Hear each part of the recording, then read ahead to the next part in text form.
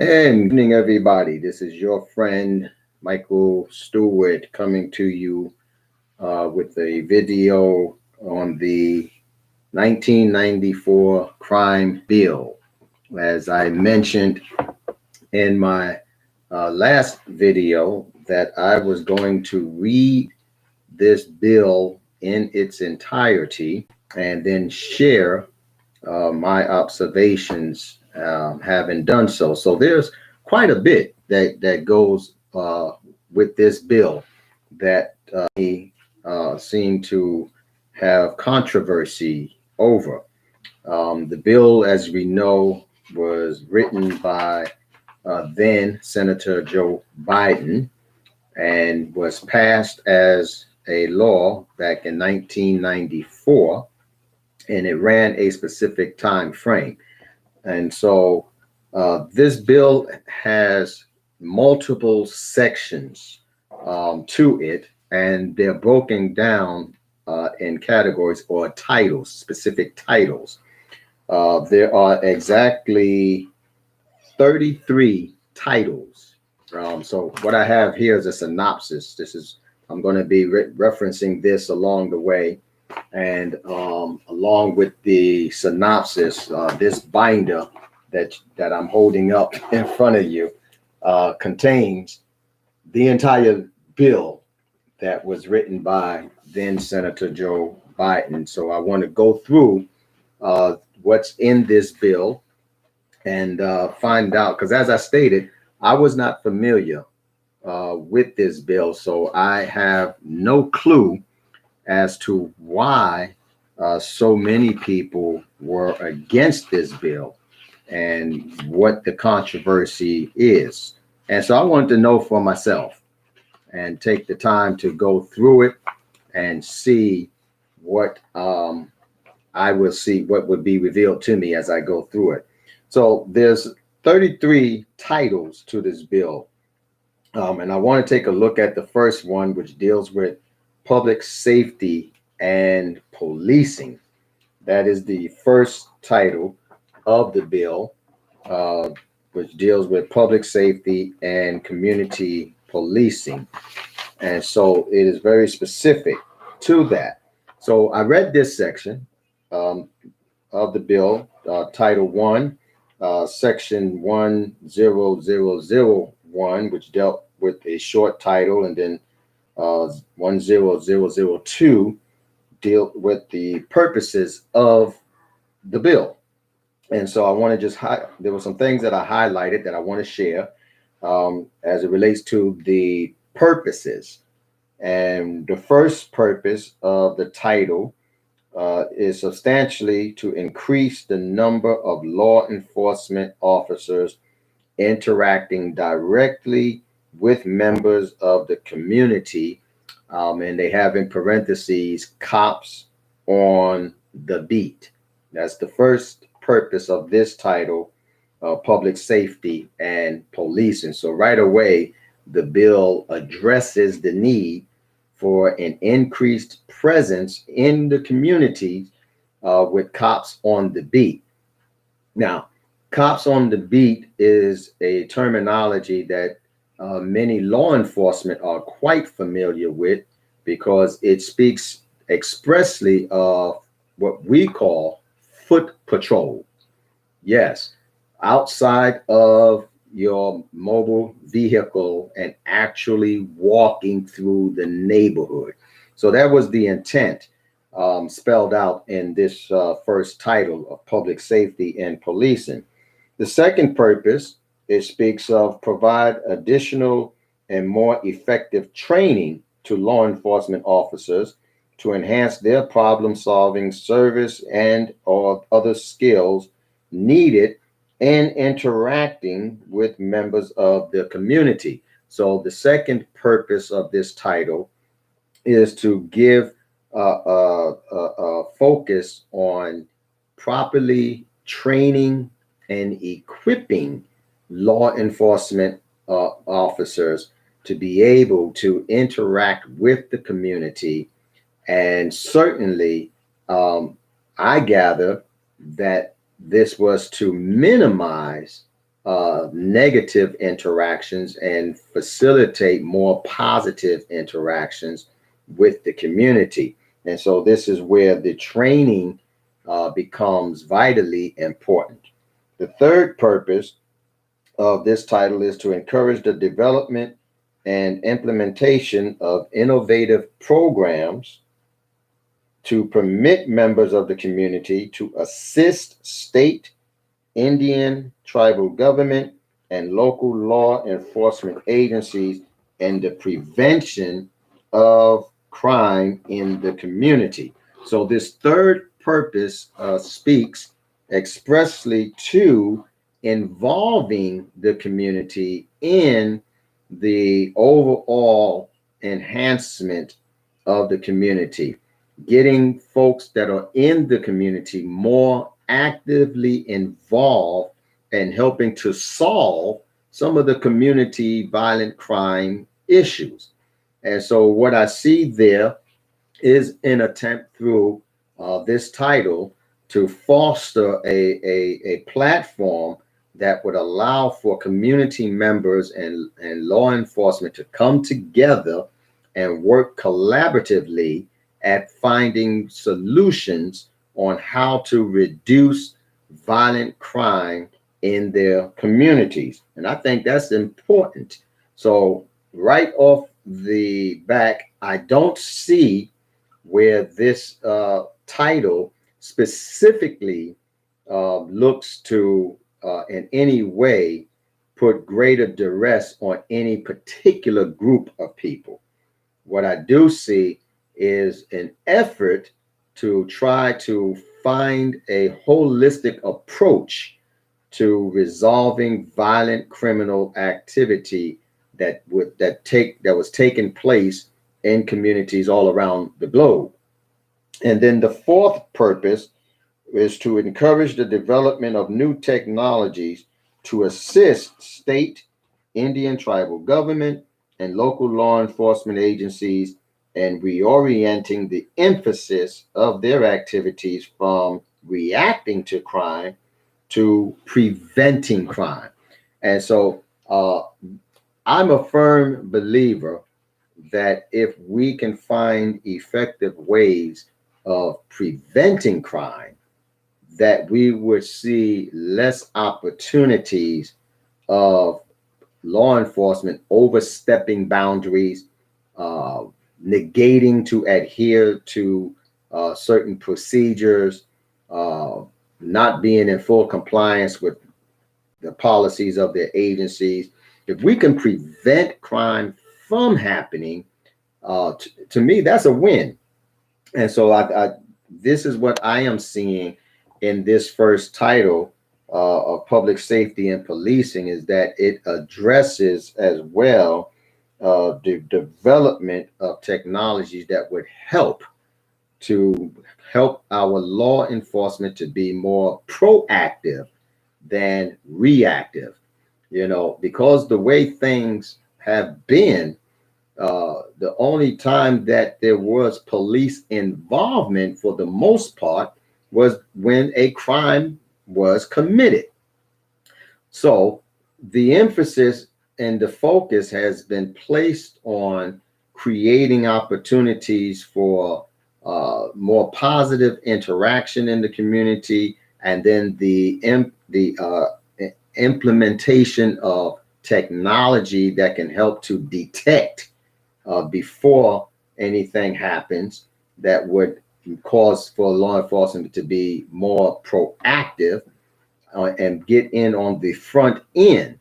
And so there's always some confusion when trying to communicate what that actually looks like for law enforcement versus what that looks like from a community standpoint.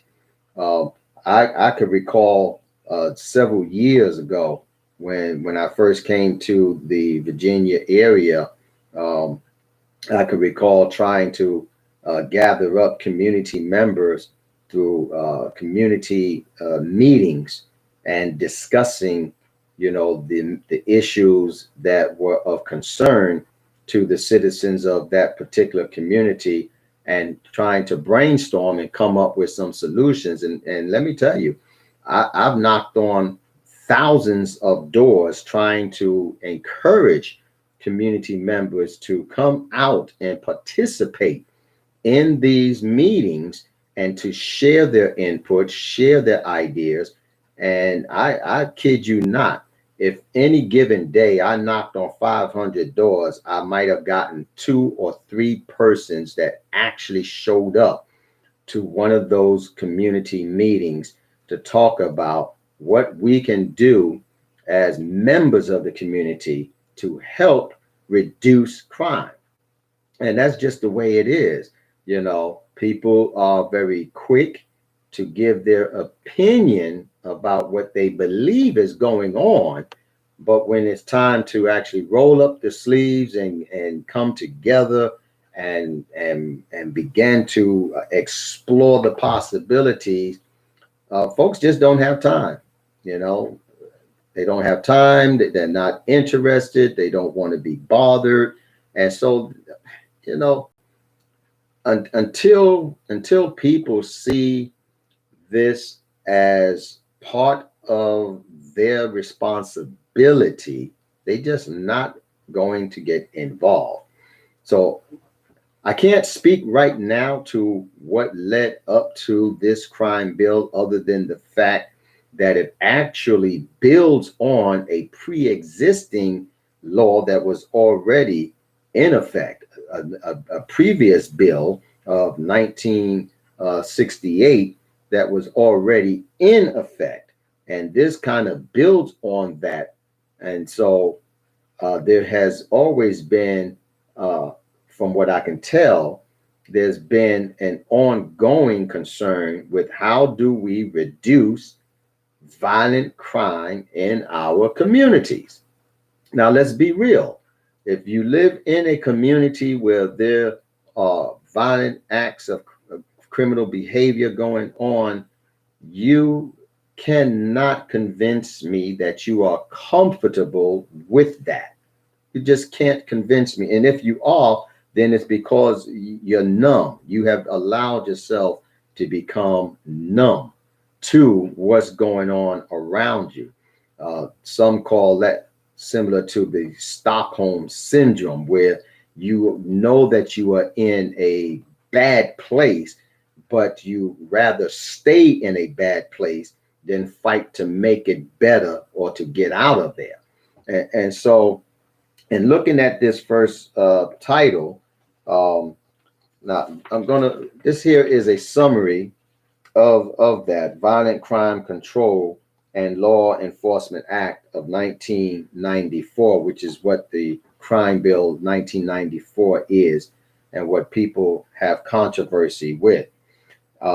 This first title of Public Safety and Policing speaks of public safety partnership and community policing.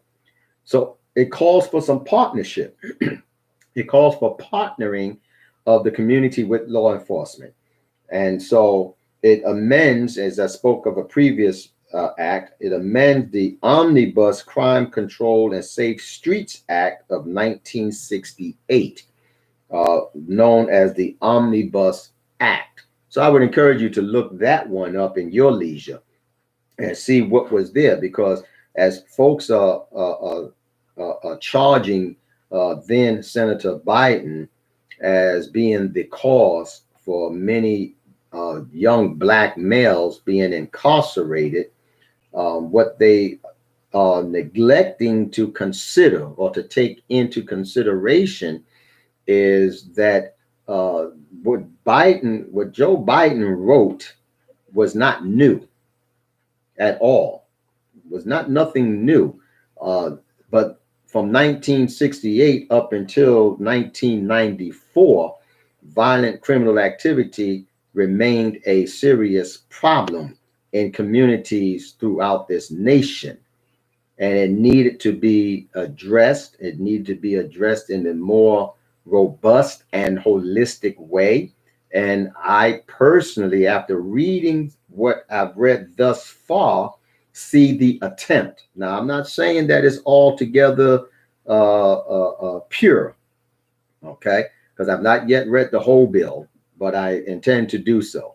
And so, what I've read thus far here in Title 1 and the several sections in Title 1, I see the attempt to find ways to reduce violent criminal activity that was taking place in the communities. And so, what this title does is it also authorizes the Attorney General to make grants to states, to local governments, to Indian tribal governments, and to other public and private entities, and multi-jurisdictional or regional consortia thereof, to increase police presence, expand, and improve cooperative efforts between law enforcement agencies and community members, and otherwise enhance public safety. So, what I'm seeing here is that the authorization of the Attorney General to be able to provide grant fundings to entities that would partner in this effort is a good thing, because it takes money. It takes money to pull things together, to put something in place. But more than that, it takes people. It takes willing bodies, able bodies, people who see this as a necessary effort and are willing to get involved and be actively involved, not just on the sidelines talking about what they believe to be bad or what they believe to be ill, but actually getting involved in the solution process. And this here title, this act provides to the Attorney General the authority to provide funding for those efforts. Now, notice that it clearly identifies who should be involved in this effort. So it's not just the government saying that, okay, we're going to take control of the community, we're going to flood it with police officers, and we're going to arrest everybody that looks like a criminal. No, that's not at all, by any stretch of the imagination, of what this here act is speaking to. This title here in public safety and policing is clearly speaking to the need for public and private entities and multi-jurisdictional or regional consortia to increase police presence, to be a part of that effort to increase police presence. Because let's face it, how often has it been said in any given community where there is a string of violent criminal activity, the question comes up, where was the police?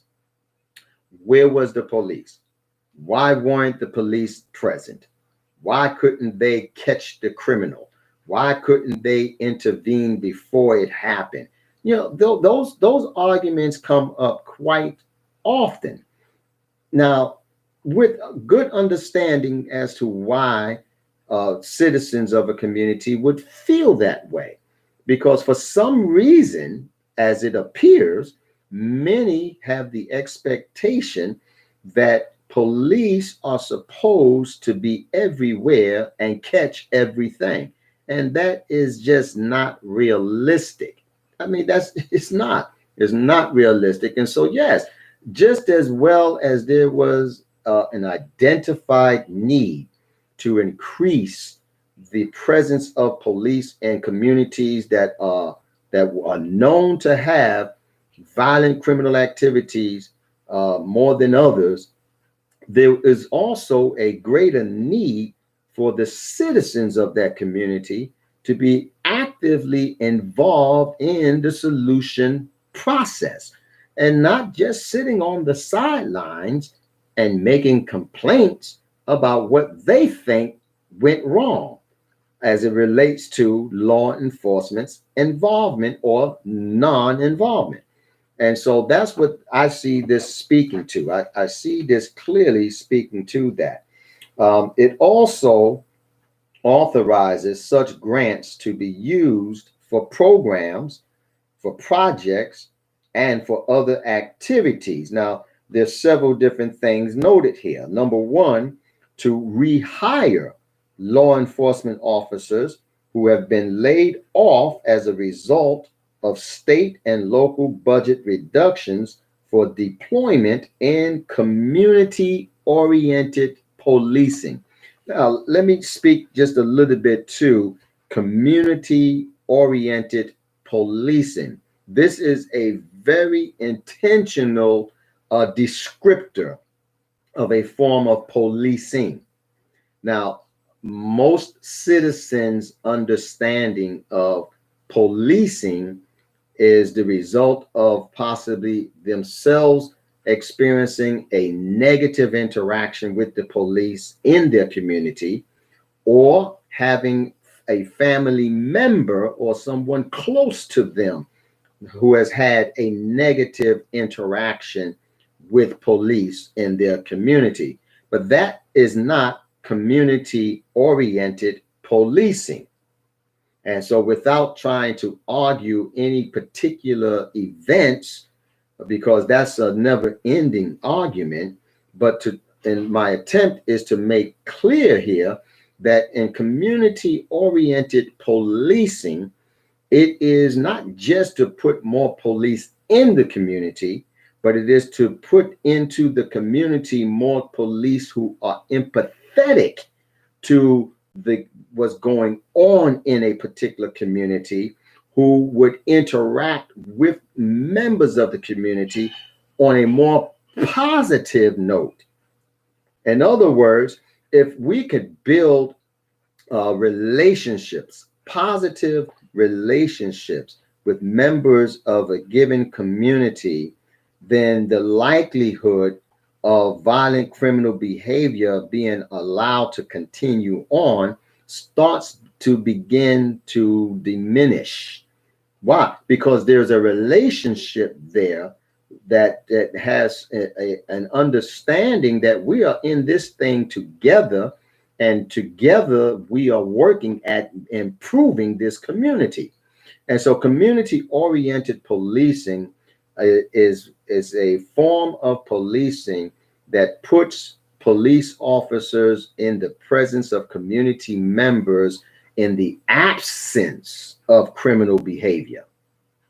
In other words, instead of police responding to a criminal act and then coming in a reactive posture, it is more preventive by going into communities and learning who the members of the community are, finding out what their needs are, being able to listen to their concerns, showing them empathy, not sympathy, but empathy, being able to empathize with their plight, and then together trying to come up with solutions that would enhance their community overall.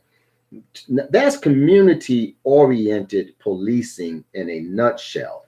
It is not being reactive to events that are of a criminal nature, but it is being proactive to those types of events that would cause for relationships to be formed, and positive relationships. So the more positive interactions that can be made within a community between its members and the police, then the greater and the stronger a partnership that can be formed. And I see that as one of the goals of this particular Title I of this act, this crime bill. Then secondly, it is to hire and train new additional career law enforcement officers for deployment in community-oriented policing across the nation. So now when we talk about new, there was a focus on those who were criminal justice majors, soon to graduate from college. Certainly, There were incentives put in place to attract them to the profession, and looking for those who could be a little more empathetic, towards the plight of any community, and being willing to want to work within that community and help to resolve some of the problems in that community. And so I see that as a good thing, to attract fresh, new, positive, forward thinking, young, energetic individuals to the profession, and hiring them and training them to be able to be a welcomed face in a community. Everywhere that I have ever lived throughout my lifetime, prior to actually taking up residency, I made it my business as an individual to visit the community on several different occasions, different times and hours of the day and night and weekends, so that I can get a true feel of what the environment really was like at different times of the season, different times of the week, different hours of the day. I wanted to know the community. And I'll never forget it when I left New York and came down here to Virginia. People were telling me, whatever you do, don't go to the bottom. Don't go to the bottom. And I was like, what is this bottom that folks are saying to me? Make sure that you stay away. Don't go there. Well, come to find out, they were talking about downtown Newport News. And so there was a reputation, we're talking some 30 plus years ago, the downtown area of Newport News had a reputation of being called the bottom, because they believed that if anything criminal was going on, you would find it downtown Newport News. And so there was some concern for my safety, who said, look, if you go down there, you are sure to be robbed or even killed. And I'm like, wait a minute now. I've served in the military, and I've been in some rather very, very tough neighborhoods, where you couldn't walk through without being shot at. In fact, certain sections of Brooklyn that I grew up in, if you didn't know anybody in that particular section of the borough, and you stood out as a sore thumb to the members of that borough, yeah, you would be accosted. You would have a negative interaction with some folks, and you better be prepared to fight. So I was already familiar, with those dynamics. So it really did not faze me or frighten me, but instead it actually sparked my curiosity to find out why this section of the city has been given this reputation. So what do you think I did? I got on the bus. I didn't have a car then. I got on the bus and I went to what they call the bottom. And I went all the way down to King Lincoln Park, all up and down Jefferson Avenue, and all up and down Marshall Avenue, and Roanoke Avenue, and Chestnut Avenue. In fact, I even moved right off of Chestnut Avenue at one point in time. But I went down there because I wanted to see for myself what was so bad about this section of the town. And what I found out is that, yeah, criminal behavior was taking place from time to time, but I also found out that people would speak to you. If you engaged them in a conversation, they were pleasant. They actually would speak to you. Now, there were certain hours of the night where it would be foolish for anyone to be out knowing what types of behaviors are in force after midnight. So between midnight and 5 a.m., that's when the activity levels increased, but it was now criminal activity. And so, yeah, it would be foolish for anyone to be out there and not suspect that they might get caught up in something, you know. And so that spoke to, okay, so during the day, you see people out and about and moving around and what have you, and it doesn't appear to be threatening in any kind of a way. And then come nightfall, after a certain hour, then all your drug runners come out, your street, your different cliques of each block comes out, and your dealers come out, and your street walkers, they come out, and so you had an entirely different environment that takes shape after midnight. And so if you're out there after midnight, then you become part of that environment. And so that's when a lot of the majority, not all, but the majority of the violent criminal acts would take place. And if you spoke to any of the community members to try to get some kind of insight as to what happened, who did what, wasn't nobody talking, because nobody wants to be labeled a snitch. And so all that did and continues to do is it frustrates the process of coming together collectively and collaborating on an effort that will bring about some meaningful and lasting solutions. And so I see this particular title in this crime bill attempting to find that resolve, find that happy medium where law enforcement and agencies and the community members can have a common platform that they can come together and together come up with solutions. And then, thirdly, it speaks to technical assistance as well. And then matching fund requirements, application requirements, including providing a long term strategy and detailed implementation plan and demonstrating a specific public safety need. And so it goes on and on and on.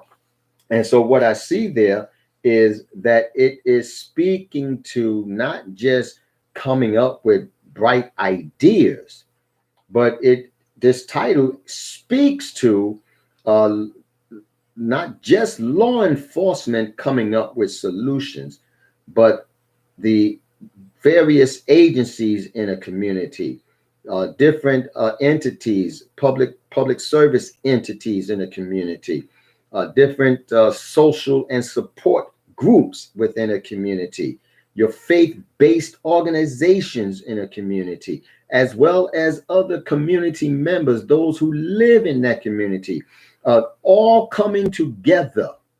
And so, uh, some tend to have the expectation that it is the government's job to fix all the problems that are in our communities. Now, granted, there may be, and I'm no expert in politics, and I'm no expert in government.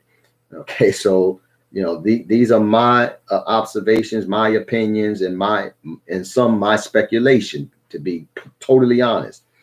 But certainly, uh, the community did not get to where it is simply because there were elements in the community that sought to do criminal acts.